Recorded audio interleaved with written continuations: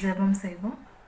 பரமண்டலங்களில் இருக்கிற எங்கள் பிதாவே, உம்முடைய நாமம் பரிசுத்தப்படுவதாக. கிருபையின் தேவனாக நீர் இறங்கி மனுஷகுமாரனாக இந்த மண்ணுலகில் வந்து உம்முடைய ஜீவனை எங்களுக்காக தந்து சிலுவை மரணத்தை ஏற்றீர் கர்த்தாவே.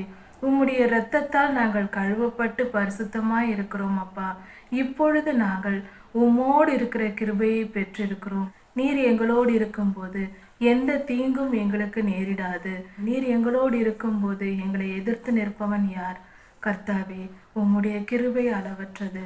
உம்மையே நம்பி இருக்கிறோம். உம்மையன்றி எங்களுக்கு வேறு கதி இல்லை.